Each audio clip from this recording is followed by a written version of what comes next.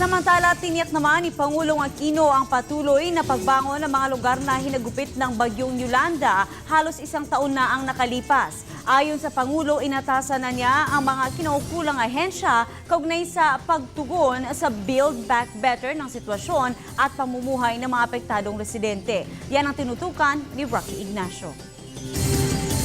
Natitiyak ni Pangulo Aquino ang pagtuon sa Build Back Better ng sitwasyon at pamumuhay ng mga lugar na sinalanta ng Super Typhoon Yolanda. Sinabi ito ng Pangulo isang taon matapos maramdaman ang ilang bahagi sa kabisayaan ng bangis ni Yolanda. No, at may tentative studies ng ginawa na mukhang mas suitable to, protektado ka doon sa storm surges. Okay. Dito na natin, no? Ang commitment sa atin ng NHA, maraming proseso natapos na at pag the minute na na-comply, no?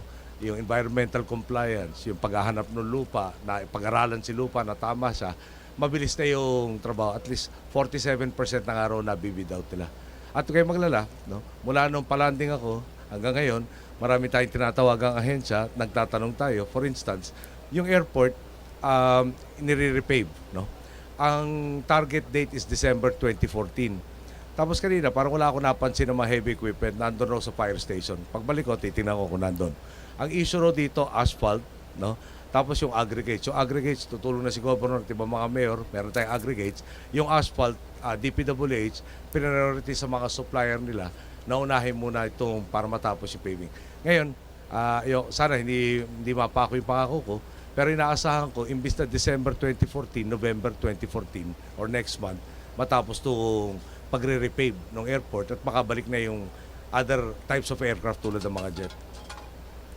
Napag-aralan na anya niya ang Master Plan for Rehabilitation na isinumite sa kanya ni Rehabilitation SAR Pamphilo Lacson. Pero may hinihintay niya siyang assessment mula sa local government units para sa mga matutukoy na eksperto na ligtas na lugar mula sa mga panganib na dala ng kalamidad. Nakapaloob kasi sa Master Plan ng bilyong-pisong pondo para sa pagbabalik sa normal na kondisyon ng mga lugar na tinamaan ni Yolanda.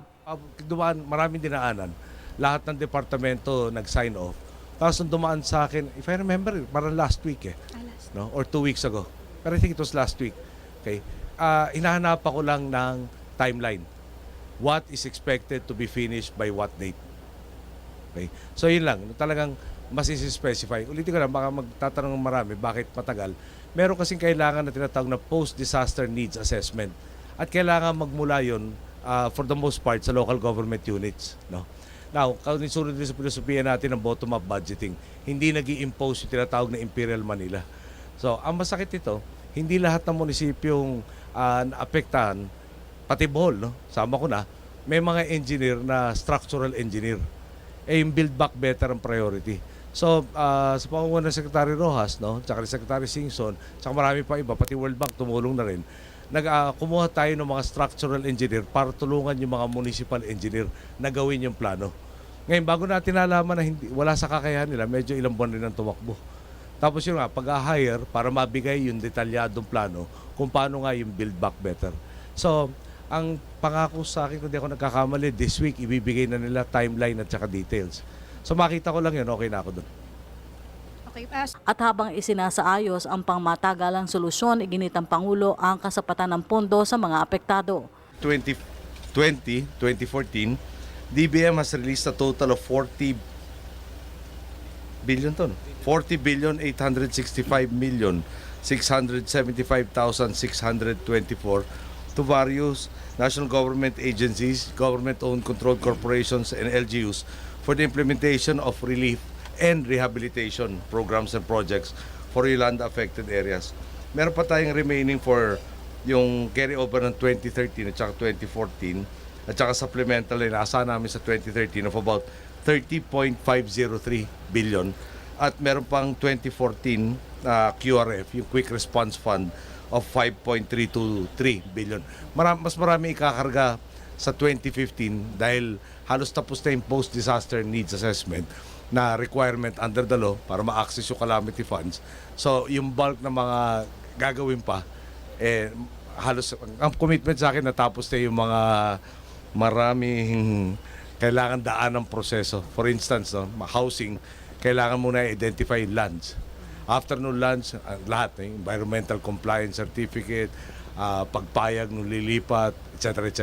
Babalik ang Pangulo sa Leyte para tiyakin na maayos sa pagpapatupad ng rehabilitasyon kasama na ang paglilipat ng mga pamilya sa mas ligtas na tirahan mula sa tents. Ikinatuwa rin ng Pangulo na sa kabila na nangyari may pamumuhunan pa rin dumarating sa lugar.